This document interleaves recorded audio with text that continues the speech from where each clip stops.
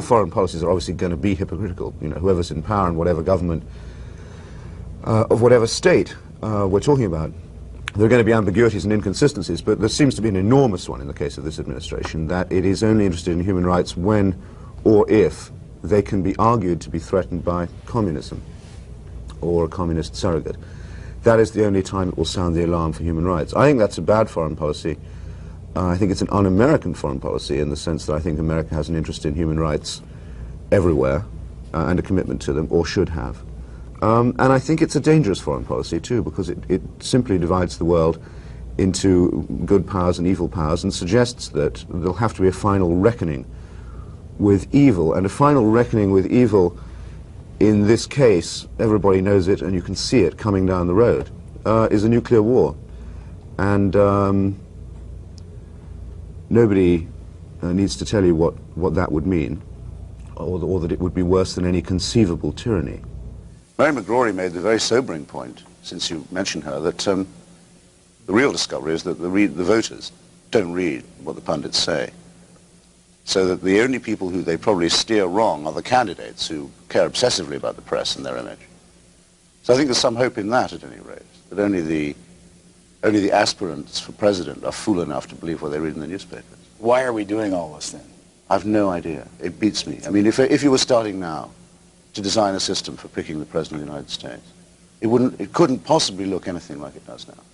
You also, in your article, Blab Scam, talk about CNN's show Crossfire, another vigorous exchange of ideas and issues. And you talk about Robert Novak, and you say here that one of the producers told you to go easy on Bob Novak that evening or bid farewell to Crossfire. That's right, yeah. What took place in that? In fact, I was on, the other host on Crossfire is a man called Tom Braden, who is allegedly a liberal. Actually, he's about as liberal as Sam Nunn is, I would say.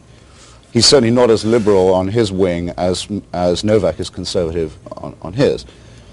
But for a couple of evenings he was unwell, so I was promoted from being a guest to a guest host. So I sat in the opposite chair and I helped to co-host the program. And Novak, as you know if you've seen him, is a man with poisonously bad manners and likes to get other people to lose their temper, and can dish it out but can't take it. So I tried to repay him in his own coin one evening as a co-host. And when I came in the next day, they said, look, if you don't give an undertaking not to do that again, you're out, because he won't come on with you.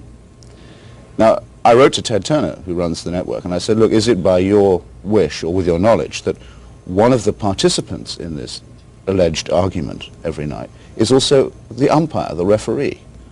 Because that is not how the show advertises itself. Crossfire means no holds barred, right? Got a reply, rather evasive one, from Turner's brother. My phone stopped ringing from that studio.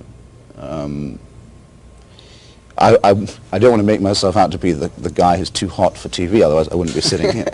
But I'm saying, actually, it doesn't take very much for them to say, no, he's outside the brackets of what's acceptable. This is all, making us uncomfortable. Let's go back to the people we know and the viewers are comfortable with. Let's still call it Crossfire, but let's make sure that actually the gloves are right on all the time. Now, I'd just like to ask this gentleman of how he would like, and I would like to see the Russians take over this country and see how they would report under the Russians' form of government. They seem to tear this government all to hell and shred it all to pieces on the minute, littlest things. I can't buy that. It's constantly and constantly. I was a World War II veteran, and I wouldn't want one of them guys sitting alongside of me in the foxhole or up in the plane. Okay, let's see what... I think they're two-faced all the way through. All right, let's see what Mr. Hitchens has to say. Well, I missed the Second World War, so I can't really comment on that, but I think most of the people I've talked to who were in it have no complaints about the way it was reported and didn't mind sharing foxholes with a lot of very brave journalists and photographers, many of whom gave their lives to report the news. And if you think that the photograph of the Marine Corps raising the flag on Iwo Jima is a good enough photograph for the Arlington Monument to the Marine Corps, then I think it's probably good enough for me. That's on that. As to the Russians taking over the country, well, their attitude to the press is the same as yours seems to be, which is that the less of it, the better. I don't know if that irony has occurred to you. You don't seem to be on other things very pro-Russian. The meat of the piece is in the suggestion that the Republicans have no further claim on the loyalty of the movement right, which is probably true, but I mean, it's hard to be sympathetic to them. They were the last significant political group in the country to notice what was obvious to the rest of us from the start, which is that Ronald Reagan is a fraud.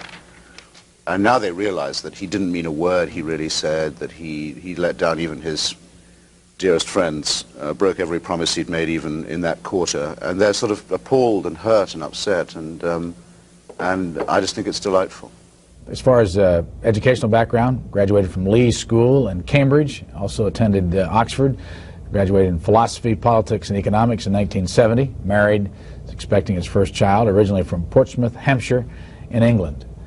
In this morning's New York Times, the following quote from Mike Barnes, congressman from Maryland, a liberal. I came down here very skeptical, but I have reluctantly come to the conclusion that the invasion was justified. U.S. citizens were in danger, or had a reasonable basis to believe they were in danger, because a small group of hoodlums had taken over this country. That quote about Mr. Barnes's trip to Grenada. Your comment. My comment is that that's probably what most Americans think, and I think it's a mistaken view. You have to separate two things. One is the safety of Americans, and the second thing is the right to invade another country.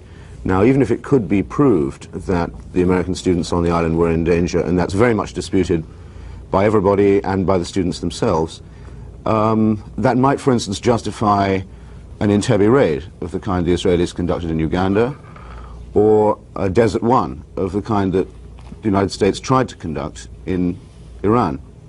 But in neither of those cases was the objective of the mission the overthrow of the government in power in Uganda or Iran.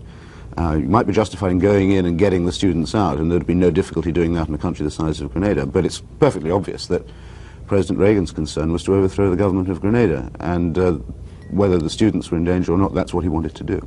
I don't think anyone can deny it was a successful invasion. I don't know how proud it makes you feel to be able to knock out the Grenadian army, but you certainly did. Okay. Bush aides widen dispute over Iran. How badly is this whole situation and the coverage it's received hurt George Bush's chances of being the next president of the United States? Well, it should have destroyed them, because the memo that is now published of his meeting on the 29th of July in Jerusalem with Amir Nir of the Israeli government says, signed by his own chief of staff, that Nir told him, we've dumped the moderates in Iran.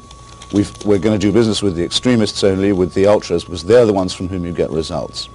That's, in the words of Bush's own chief of staff, the record of a meeting between Bush and an Israeli leader in July, before the president began lying to us and saying we were only dealing with moderates. Reagan cannot now come before the cameras and say, Bush knew more than I did. A president can't say that about his vice president. So he can't this time pretend he didn't know. It was always a deal with the hardliners. It was always arms for hostages. And it was always intended that the money went to support an illegal war in Nicaragua.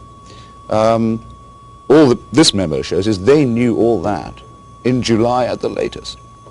So that everything that's been said since Poindexter resigned by the administration